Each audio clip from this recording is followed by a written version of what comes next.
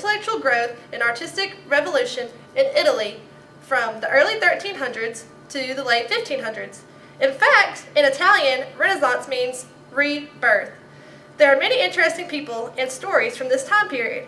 Today, we are going to show you some of these stories with our friends, the Renaissance, specifically during the High Renaissance. This was the time in which we saw great artists such as Michelangelo, Raphael, and of course, Leonardo da Vinci. Which brings us to our first story. Everyone has heard of Leonardo da Vinci, right? No? Well, he was a very talented man during the Renaissance.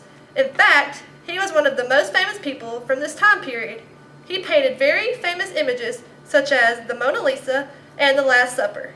Here we find Leonardo in his workshop writing to the Duke of Milan.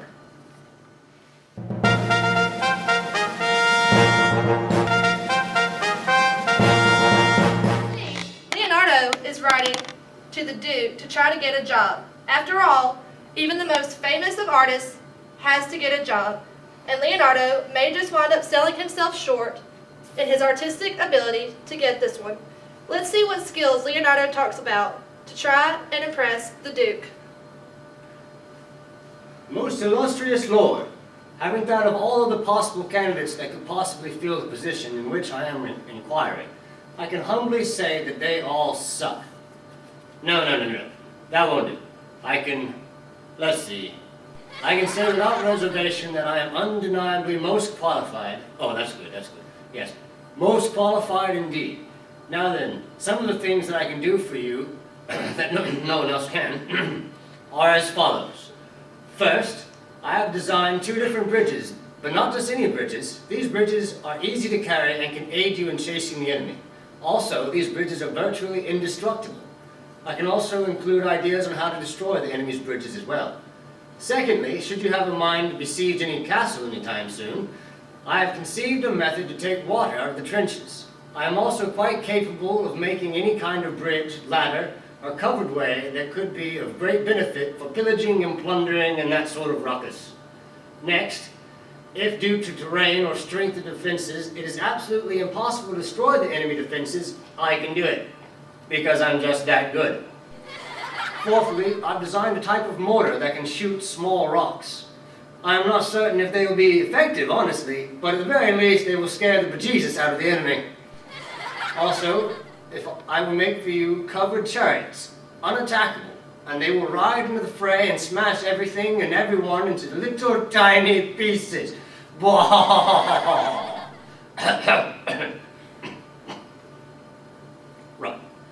Where was I? Sixthly, I think that's a word. Oh well, good enough.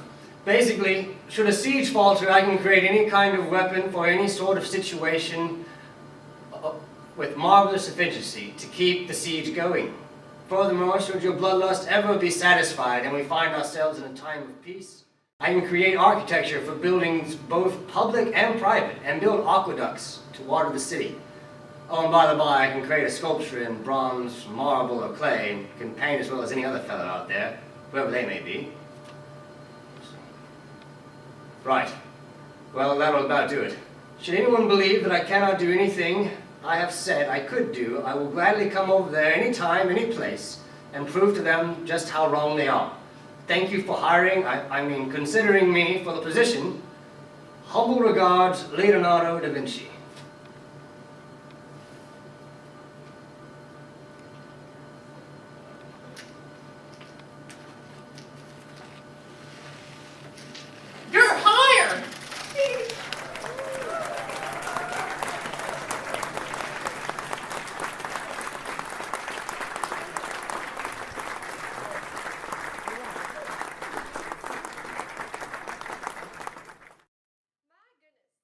Like Leonardo wanted to present himself more as an inventor than an artist, and a violent one at that. However, Leonardo was brilliant.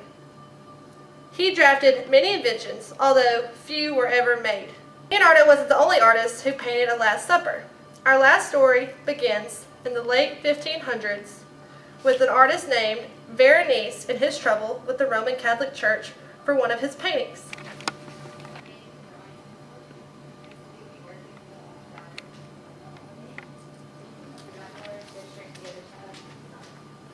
Do you know why you are here today? No, your honors. Can you imagine what the reason is? I can. Tell us, please. I was told by the priest, whose name I do not know, that Mary Magdalene must replace the dog that I painted. But I said that I don't think Mary Magdalene would look good in the painting, along with many other issues with my painting. It is a painting of the Last Supper, with Jesus Christ, with the apostles in the house of Simon. And where is this picture? It is in the refectory with the monastery. Is it painted on the wall, on the wood, or on canvas? Canvas, How tall is it? perhaps 17 feet. How wide is it? About 39 feet. Have you painted servants at the Lord's Supper? Yes. Tell us how many people there are, and each one's activities. Below, the owner of the inn, Simon. I put a carver. He came, I guess, for his own amusement, to observe the ongoings at the table. There are many other figures, but I cannot remember. It has been a long time since I did that painting. What was your intent regarding the man whose nose is bleeding? Well, I intended him to be a servant, whose nose is bloody because of some accident. And what did you mean by the armed man, clothed like a German, holding an axe? Well, that would take longer to explain. Tell us, please. Painters take the same poetic license that poets and madmen take. And this is how I made those two soldiers, one drinking, the other eating, at the foot of the stairs. Though both ready for prompt action, it seemed appropriate to me that the wealthy owner of the house, a noble I understand, would have hired security such as these men. And the figure is dressed as a jester with a parrot perched on his hand. Why did you represent him? Well, he's decorative, as is customary. Who are those at the Lord's table? The 12 apostles, What is St. Peter doing, the first one? he's carving a lamb to pass to the other side of the table. And who is the other man next to him?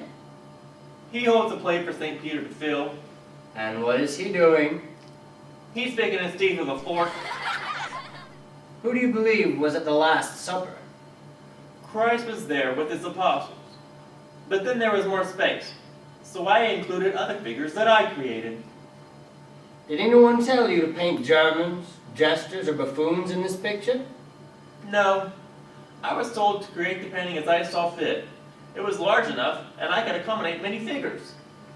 Shouldn't painters only add figures in keeping with the subject? And the most important people portrayed, do you freely follow your imagination without restraint, without good judgment? My paintings are made with all consideration I can bring to bear on them. Do you think it is appropriate that the Last Supper of our Lord includes jesters, drunks, Germans, midgets, and the like? No, Your Honor. Do you know that the Germany and other places are infested with heresy, and that in such places they commonly fill their paintings with sacrilegious images, which belittle the Holy Church and spread evil to the ignorant? Your Honor, that would be evil. I can only repeat what I previously stated, that I have followed what others better than me have done. What has been done by those better than you? Which things? In the Pope's chapel in Rome, Michelangelo rendered our Lord Jesus Christ, his mother, St. John and St. Peter, and the court of heaven, all naked, including the Virgin Mary, in the midst movements without decorum. Don't you understand that in a painting of the Last Judgment, clothing would not be worn? That there is no reason to paint clothes? Among those figures there is nothing except what befits the spiritual. There are no jesters, no dogs, no weapons, or any other such silliness. Do you think that this comparison, or any other, that this example, or any other, justifies the way you painted your picture? And are you still certain that the painting is appropriate to this subject? Your Honor, I do not mean to defend it, but my intent was only good. I did not consider these issues enough, thinking that since the baboons were outside the place where our Lord sits, was improper. Please forgive me.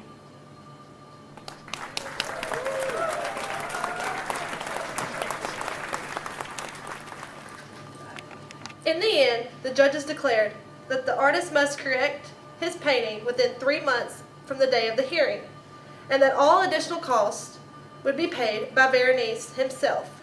However, Veronese got the last laugh when he decided that all he was going to do was change the name of the painting. It is now known as the Feast in the House of Levi. The fact that he was able to claim artistic license shows just how much the position of artist had changed during that time. That Veronese sure was a smart guy.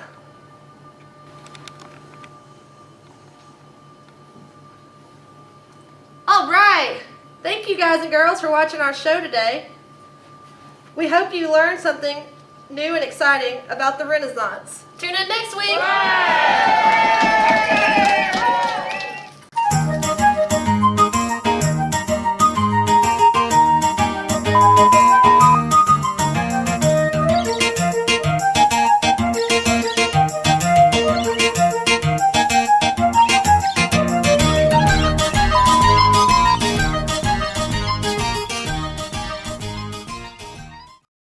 Action.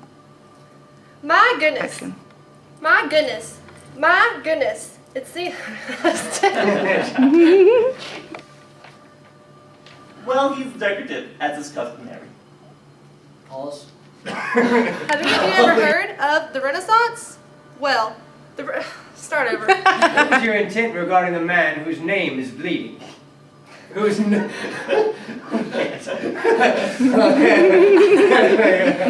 we're gonna... Oops, I screwed that up. But Leonardo wasn't all... Where is this picture? It is in the refectory. hey guys, I could see your head. And also, I'm just seeing if this works, guys. I know it might not work. Yeah, and you realize Keep it he down. has to hold this position. That's fine. Can you? If that hurt you for the next 50, can you see his head? Yes. Yeah, I mean, Trust me. I can see the light. He's probably bleeding right now. I just scuffed him with a brick. First she beats you and she says, now keep your arm like this. Yeah. Okay. all kinds of bruises. Is everybody good? Let's sing it through the shot again. Okay, so can you see either of our heads? No. This is what we need. And this is way better, right? Yes. Okay. Wait, I saw hair. Well, I know, this comparison, or any other, that is...